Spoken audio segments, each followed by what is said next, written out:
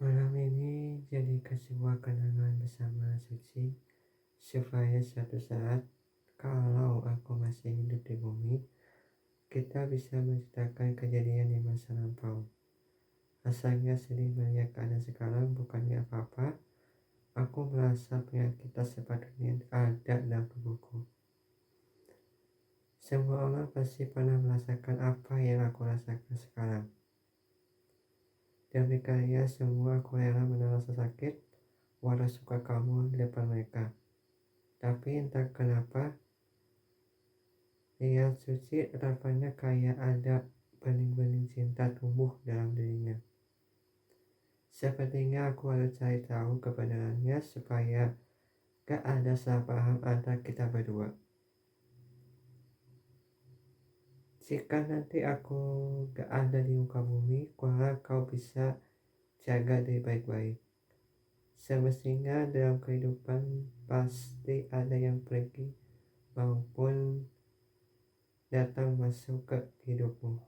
Asalkan dalam benakmu ada rasa peduli supaya mudah bergaulnya.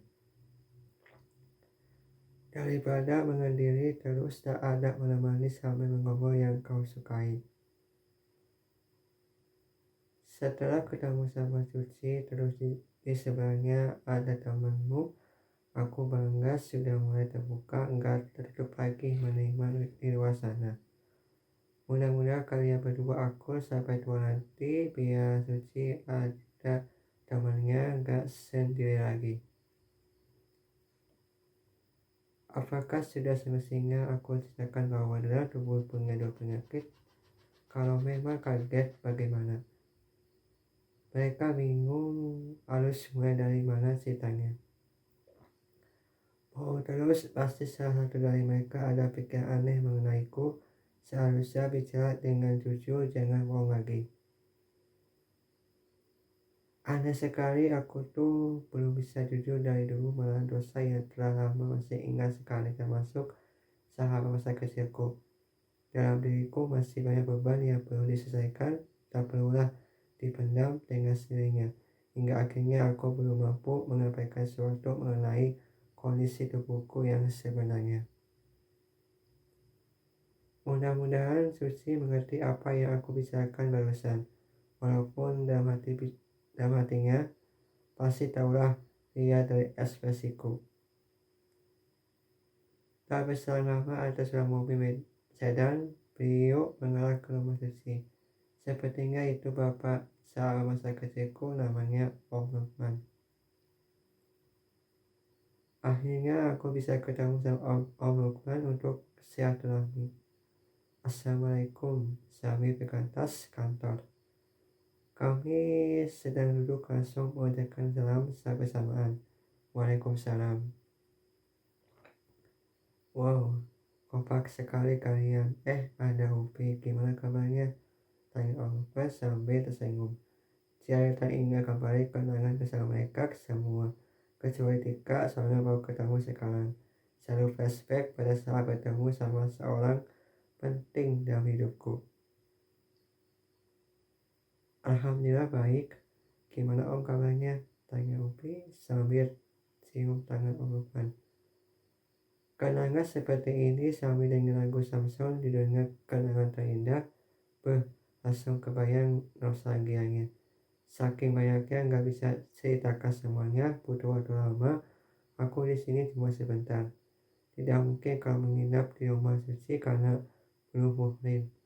Nanti disangka kita berdua menjalin hubungan terlarang. Untuk menghindari hal tersebut, aku harus pulang. Alhamdulillah baik. Oh iya, Upi di sini sampai kapan? Tanya Om Lupa simpan tas kantor di meja ruang tamu. Tuh kan, pasti kayak begini pertanyaan legendaris dari dulu. Aduh, kenapa jadi gugup sih? Kayak ketemu sama calon mentua saja. Ups, sayangnya bukan. Hari ini saja Om, soalnya aku rindu sama masa kecilku. Sambil tersenyum menatap ke arah Suci. Secara tiba-tiba sahabat aku salah tingkah di depan orang tuanya maupun temannya. Aku nggak bisa pungkiri bahwa Suci benar-benar cantik luar dalam. Malah ada warga sini minta makanan berat tapi orang tuanya jangan dikasih. Susi tetap saja kasih walaupun agak berat. Semenjak dari situ mulai berpikir, apakah perlu menerima cintanya? Dalam hati. Setelah warga sini telah pergi dari rumah Suci, lalu Om Lukman tanya kembali, namun pertanyaan membuat aku kaget mendengarnya. Oh, nggak menginap di sini. Waduh, apakah ini dimakan jebakan Batman? Menurutku, kalau belum menikah kita gak boleh menginap di rumah perempuan kecuali saudara, gak apa-apa atau siapapun itu khusus buat cowok. Sedangkan temennya cewek ya gak apa-apa, gak ada yang melarang. Sepertinya enggak deh om, soalnya banyak tugas yang perlu dikerjakan. Sambil senyum. Maaf ya Suci, aku nggak bisa lama-lama di sini. Ada banyak tugas yang perlu diselesaikan segera mungkin biar tenang. Aku paling tak suka mengerjakan tugas lelet, terutama telat kasih ke dosen. Begitu ya. Tapi kapan kesini lagi? Perhatian sekali Bapak Suci, padahal sudah lama tak berjumpa. Tapi masih sama seperti dulu, membuatku makin betah saja main ke sini. Ya, siap om, siap. Insya Allah Sabtu depan kesini lagi sambil tersenyum kembali. Siap, janjimu om pegang. Yang tadinya ingin pulang, malah sekarang masih mengobrol sama mereka. Tak ada rasa canggung mengenai obrolan, banyak sekali manfaat yang bisa diambil. Seperti jangan lupa mengucapkan kalimat bismillah dan alhamdulillah, atau di luar sana masih banyak orang yang kurang mampu untuk beli kebutuhan pokok. Benar juga apa yang dibilang sama Om Lukman, selagi kita punya uang untuk membelikan kebutuhan pokok ya setidaknya dalam benak kita harus ikhlas supaya dapat berharap. Jangan berharap uang itu bisa kembali lagi kepada kita. Kenapa? Karena rezeki sudah ada yang ngatur. Yang paling utama harus tetap selalu bersyukur apapun yang kita punya. Asalkan jangan suka pamer kepada kalangan warga kurang mampu. Kenapa aku bisa seperti itu? Ya karena kehidupan akan selalu berputar. Contohnya kita punya perusahaan sedang berkembang pesat. Beberapa bulan kemudian perusahaan yang kita dikelola maka makin menurun gratis karena sang perusahaan sebelah semakin hari makin maju.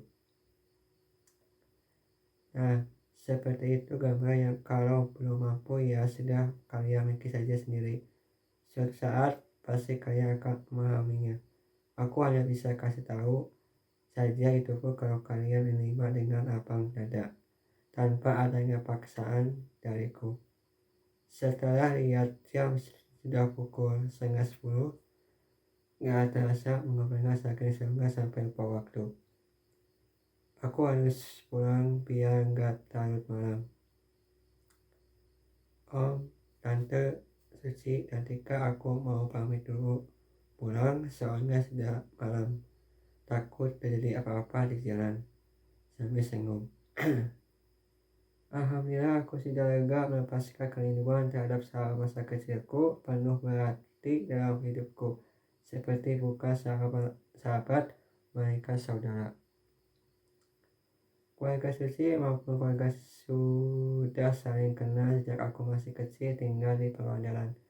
Sebelumnya ada rencana membuat sebuah resto di sana.